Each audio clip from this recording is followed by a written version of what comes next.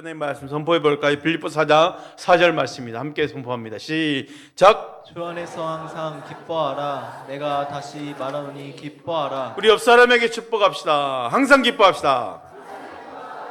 주 안에서 항상 기뻐합시다. 아멘. 우리의 기쁨과 감사는 조건이 아니죠. 환경에 의해서 또 상황과 결과로 기뻐하는 것이 아니라 먼저 기쁨을 선택하고 하나님을 기뻐하는 거예요.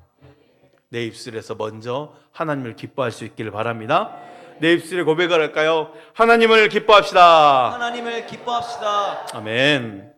우리 주님은요, 우리를 구원하시기 위해서 이 땅에 오셨어요. 그러기 위해서 자신을 완전히 비우어야 됐죠. 그리고 종의 몸으로 자기를 낮추되 죽기까지 낮추시고 십자가에 죽기까지 복종하심으로 우리의 구원을 이루신 거예요. 그런 예수님을 하나님이 죽음 가운데서 다시 일으키시고 지극히 존귀하게 하셨죠. 지금까지 쭉 흘러왔던 말씀 중에 지난주 말씀을 한번 볼까요? 빌립보서 2장 6절 11절 말씀입니다. 그는 근본 하나님의 본체시나 하나님과 동등됨을 취할 것을 여기지 아니하시고 오히려 자기를 비워 종의 형체를 가지사 사람들과 같이 되셨고 사람의 모양을 나타나사 자기를 낮추시고 죽기까지 복종하셨으니 곧 십자가에 죽으심이라. 이러므로 하나님이 그를 지극히 높여 모든 이름 위에 뛰어난 이름을 주사 하늘에 있는 자들과 땅에 있는 자들과 땅 아래에 있는 자들로 모든 무릎을 예수의 이름에 꿇게 하시고 모든 입으로 예수 그리스도를 주라 시인하여 하나님 아버지께 영광을 돌리게 하셨느니라. 지난주까지 했던 말씀을 그냥 말씀으로 요약이 되는 거예요. 참고로 돌아오는 주일은 주일 오후 예배가 본당에서 드려지고 전도 세미나로 합니다. 김명걸 목사님이 오셔서 드림 전도학교 원장님이신데 직접 세미나로 강의를 해주실 거고요.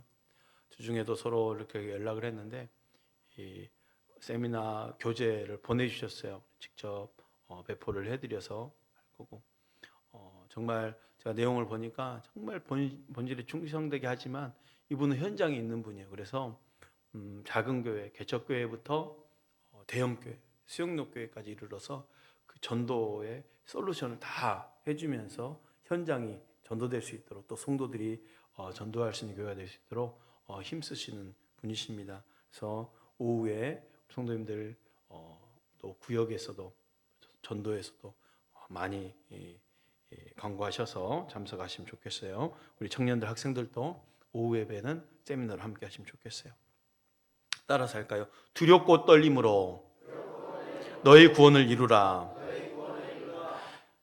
2장에 쭉 말씀을 이어지면서 그리고 구원을 이루라고 그러는데 두렵고 떨림으로 구원을 이루라고 그랬어요. 빌립보서 2장 12절 말씀 우리 함께 말씀을 읽어봅니다. 시작. 그러므로 나의 사랑하는 자들아 너희가 나 있을 때뿐 아니라 더욱 지금 나 없을 때에도 항상 복종하여 두렵고 떨림으로 너희 구원을 이루라. 자, 두렵고 떨림으로 너희 구원을 이루라. 이 말은 어떤 말일까요? 구원을 잃어버릴까 봐 두려워하지 말라는 게 아닙니다. 구원을 잃어버릴까 봐 두려워하고 떨라는 말이 아니에요. 그 귀한 구원을 두렵고 떨림은 그 마음을 가지고 계속 성취해 가라는 건데 자칫 우리가 오해할 수 있다고 그랬죠. 지난주에 구원을 이루라 이 말이 우리 힘으로 구원을 이룰 수 있는 것인가? 오해할 수 있어요. 근데 그게 아니죠. 우리 힘으로는 구원을 이룰 수 없습니다. 이 말 뜻은 이렇습니다. 바울은 빌립보 교회뿐만 아니라 다른 서신서, 성경에 있는 다른 서신서에서도 계속 구원을 이루라고 말하고 있어요. 그럼 무슨 말이냐? 구원을 받았다는 것은 이미 나의 죄를 깨닫고 죄의 본질을 알게 되었다는 거잖아요. 빌립보 교인들은 자신이 죄인이라는 것과 하나님의 진노 아래 있다는 것을 알았습니다. 하나님의 율법이 자신들을 정죄하고 있다는 것과 자신들이 하나님 앞에 유죄라는 것도 알았습니다. 그래서 자신의 힘으로는 구원에 이룰 수 없다는 것을 알았어요. 그런데 하나님이 독생자를 보내셔서 십자가에 죽게 하심으로 자신들을 속죄하셨다는 복음의 놀라운 소식을 들었고 하나님의 구원을 본인들은 값없이 선물로 받은 거예요. 본인들은 값없이 선물로 받았지만 이 복음은 값이 없는 게 아니죠. 값이 있지요. 값이 치러졌어요. 그런데 본인들은 값없이 구원을 받아서 이제 하나님의 자녀이자 천국 시민이 되었어요. 그런데 이 땅에 살고 있는 동안 어떤 자입니까? 순례자예요. 나그네예요. 거류자예요. 완전히 새로운 눈으로 이제 세상을 보게 된 거예요. 그래서 너희 구원을 이루라, 이 말은 뭐라요? 이제 천국 시민이 된 너희들이 그 완성을 향해서 이 땅에 사는 단 동안 시작한 일을 마무리하면서 저 번향을 향해서 걸어가라. 복음에 합당한 자답게 살면서 나아가라, 이 말이죠. 그 구원을 두렵고 떨림으로 이루라 했잖아요. 극진한 사랑이 만들어내는 것이 두려움이라고 그랬습니다. 누군가의 인격을 참되고 극진하게 사랑할 때 그 사람 안에는 경건한 두려움이 생겨요. 그 경외예요. 하나님이 얼마나 귀한 구원을 주셨는가를 깨달으니까 그 귀한 구원을 두렵고 떨림으로 온전히 이루어가는, 성취해 가는 것이요. 경외함으로 말이죠. 그런데 이해가 안 돼요. 여전히 나 자신을 보더라도 변화가 더디고 잘 되지 않는 우리들이 어떻게 그 일을 하라는 것일까? 근데 하나님이 우리 안에 역사하고 일하신다 하셨거든요. 자기의 기쁘신 뜻을 위하여 너희에게 손을 두고 행하게 하시나니. 하나님은 너희를 위해 일하심으로 너희 현재의 모습을 만들어 주셨단다. 그리고 너희 행동뿐만 아니라 생각과 뜻까지 움직이면서 지금도 너희 안에서 행하고 계신단다. 하나님이 자기의 기쁘신 뜻을 우리 안에 주셔서 행하게 하신다는 거예요. 그래서 하나님이 우리에게 구원을 선물로 주셨다면 하나님께서 이루어 가시겠다는 거예요. 나를 향한 소원을 두고 행하신 하나님이 나와 함께하고 계심을 믿으시길 바랍니다. 이어서 오늘 말씀은요, 모든 일에 원망과 시비가 없이 하라는 말씀이에요. 우리가 가는 길이 평탄하지 않는 것 때문에 원망하거나 시비할 필요가 없다는 거예요. 우리가 구원을 이루어가는 중요한 방법 중 하나는 뭐 다 이해할 수는 없지만 그 아들을 십자가에 못 박기까지 우리를 위해 아낌없이 모든 것을 대가로 지불하신 하나님을 믿고 의지하는 것입니다. 이게 처음 된 하나 된 그 이유예요. 그런 예수님 우리에게 주신 그 구원의 귀함을 알기 때문에 우리는 지금도 두렵고 떨림으로 구원을 이루어가야 된다는 것이죠. 그렇다면 주님이 주신 이 귀한 구원을 삶에 계속해서 적용하고 이루어가려면 어떻게 해야 될까요? 따라서 할까요? 원망과 시비가 없이 하라. 원망과 시비가 없이 하라. 다시 한번, 원망과 시비가 없이 하라. 원망과 시비가 없이 하라. 우리가 어떻게 하나님 자녀답게 행동하며 살 수 있을까? 그 하는 것의 대답이 바로 오늘 해답이 빌립보서 2장 14절이에요. 모든 일에 원망과 시비가 없이 하라. 오늘 저녁 딱 이 한 구절만 할 거예요. 너무 단순하죠. 원망과 시비 없이 하라. 그래, 원망과 시비를 갖지 말자. 이렇게 끝나버리를 그 한 문장이 아니에요. 이 모든 일에 원망과 시비가 없이 하라 그랬잖아요. 이 모든 일은 구원과 관련된 일을 말하고 있어요.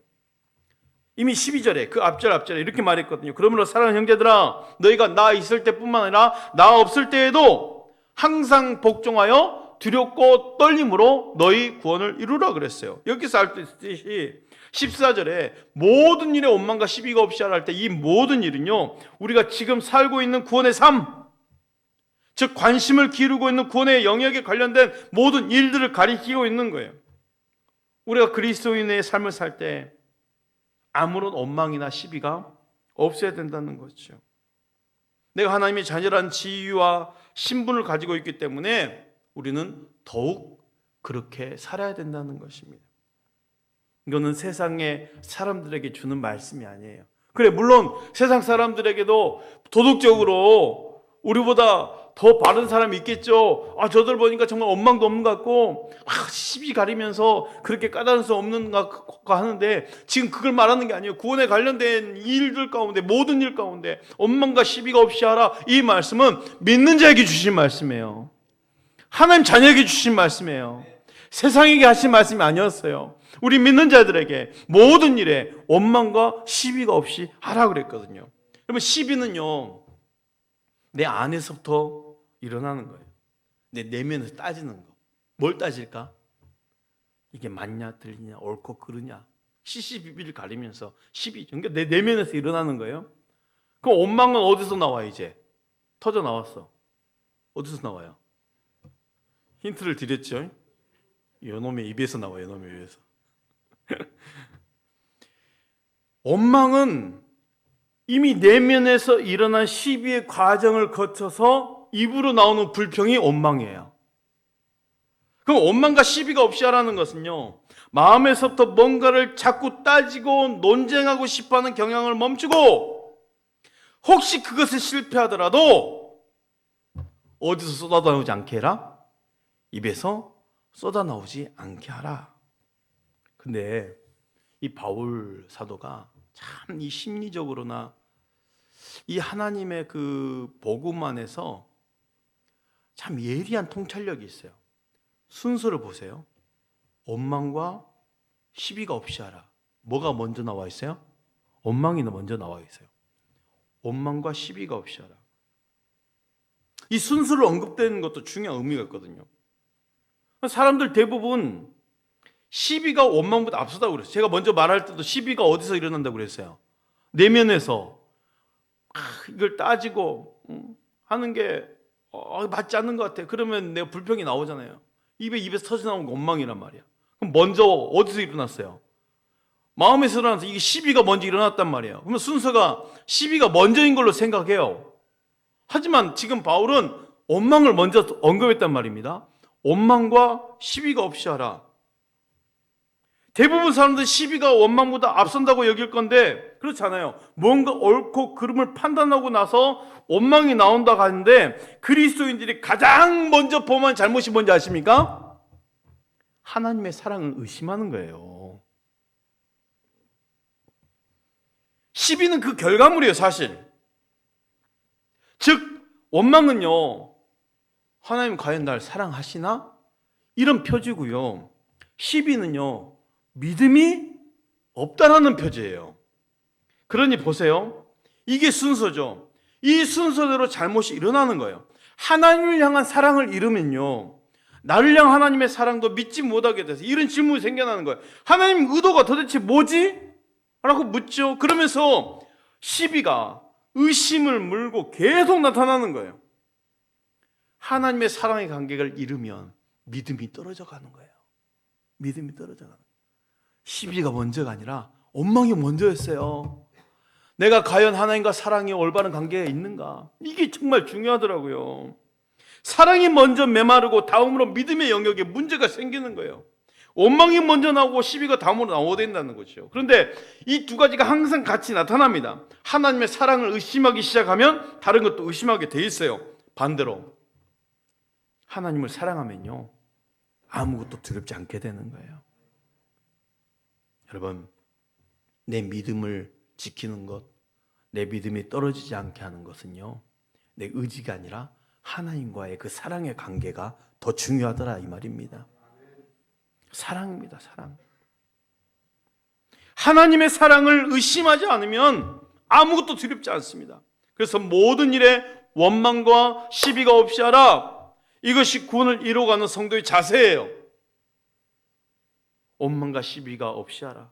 하나님의 사랑을 붙들고 믿음을 잃지 않게 만들어라 이 말이거든요.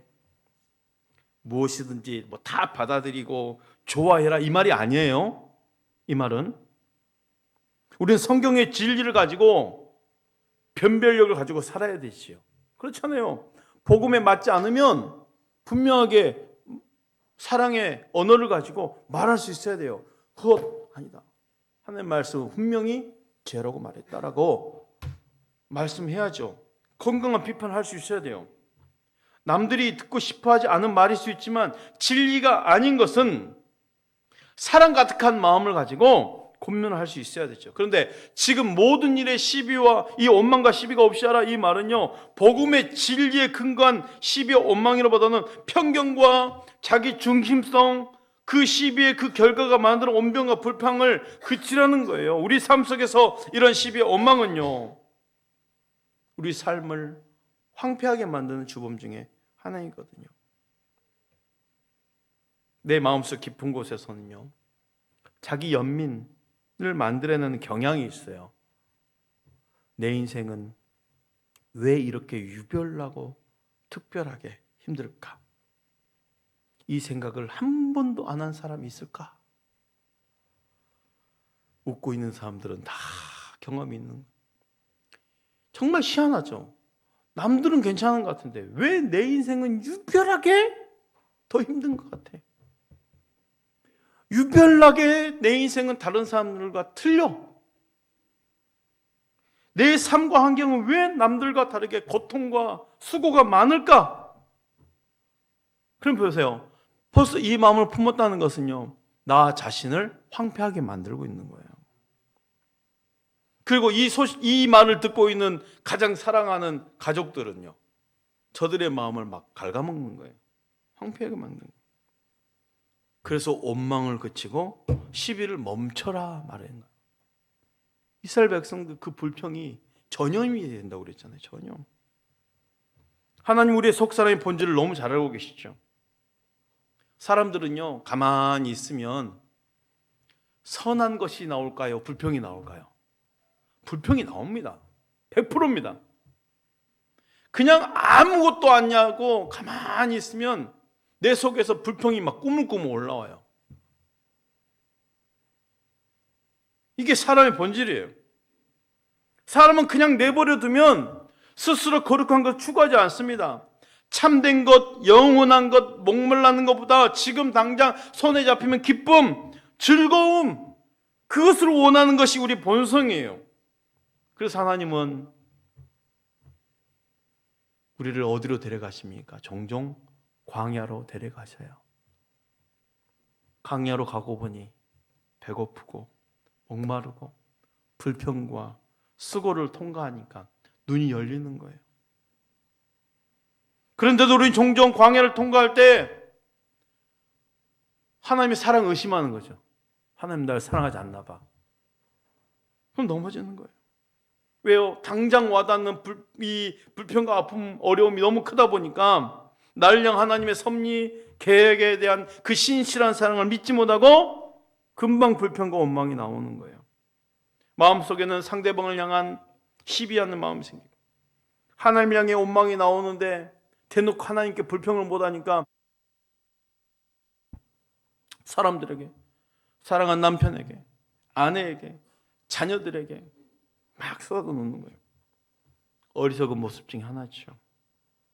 여러분, 한 주간을 돌아보더라도요, 우리 입 밖에서 나왔던 대다수의 말 언어를 살펴보십시오. 시비와 원망과 불평이 얼마나 담겨 있었는지 말이죠. 오늘 저녁 예배 기도에 다 덮어버리시고 대신 나와 함께 살아주고 나의 많은 한계와 약함을 받아내준 아내에게 또 남편에게 무조건 고맙단 말을 전해주면 좋겠어요. 그런 의미에서 언어 훈련 또 한번 하겠습니다. 따라 합시다. 네 여보 고마워요. 시작. 나는 결혼도 안 했는데 네 여보라고 하긴 좀 불편하죠. 앞으로 하게 될 거니까. 다시 한번 네 여보 고마워요. 옆에 권사님, 집사님들이 있어요. 이렇게 한번 고백해 볼까요? 당신 때문에 기쁨이 있어요. 그래요. 지금 내가 당장 힘들더라도 이 고마운 언어를 표현했을 때는요, 나도 모르게 나에게 갑자기 행복한 막 밝은 미소가 나. 이게 말의 힘입니다, 사실. 남편들끼리 그러죠. 우리가 안 좋고 섭섭한 것은요, 금방 표현합니다. 그렇잖아요. 금방 표현하고 쏟아내죠. 근데 좋은 것, 고마운 것, 감사하는 것은요, 잘 표현하지 못해요. 그러니까 그 가족끼리도 서로 그 좋아하는 언어, 존경하는 언어, 고맙다는 언어, 사랑하는 언어를 잘 못 듣는 거예요. 근데 대부분 이유가 뭔지 아십니까? 그냥 다 알겠지. 꼭 그걸 표현해야 하나? 그 이야기 많이 들었죠? 그걸 꼭 표현해야 하나? 내 속마음은 정말 고마운데 그걸 고마워 이렇게 말하지 않는다는 거예요. 그런데 보세요. 말하지 않으면 모르죠. 사람이 말을 안 하면 이 상대방에게 이 사람이 좋은 생각을 갖고 있겠다, 안 좋은 생각을 갖고 있겠다, 어떤 게 많이 느껴집니까? 안 좋은 생각을 갖고 있겠다라는 게 많이 느껴지죠. 말을 안고 있는데. 근데 사실 우리가 고마운 마음을 갖고 있어도 우리 마음속에는 시비와 원망이 정말 많이 자리 잡고 있거든요. 그래서 바울이 권면했던 거예요. 모든 일에 원망과 시비가 없이 하라. 시비와 원망, 불평을 멈추는 것이 구원을 이루어가는 성도의 중요한 모습이라는 것입니다. 그리고 원망하면은 누가 떠오릅니까? 출애굽 이스라엘 백성들의 모습이 떠오르죠. 근데 사실 출애굽 이 이스라엘 광야의 이스라엘 모습은요, 사실 우리들의 모습이거든요. 출애굽을 경험한 이스라엘은요, 10가지 재앙의 기적을 통해서 하나님의 구원의 손길을 직접 느꼈어요. 400년 넘도록 종살이하다가 하나님 놀라운 구원의 손길로 애굽에서 건져내었으니까 얼마나 감격 있는 구원입니까? 그런데도 이스라엘 백성들은요, 석 달이 못 돼요. 애굽에서 먹던 고기, 떡 그리워하면서 금방 하나님을 원망합니다. 애굽에서 먹던 부추, 마늘, 파 그리워하면서 끊임없이 하나님을 원망합니다. 물을 마실 수 없다고 불평합니다. 정탐꾼을 통해서 그 땅을 정탐하고 왔는데 그 땅이 얼마나 젖과 꿀이 흐르는지. 그런데 더 중요한 것은요, 그렇게 비옥한 땅을 보면서도 이 거민들을 살고 있어서 하나님이 우리를 데리러 죽이려고 왔다라고 원망하면 다시 또 하나님을 원망합니다.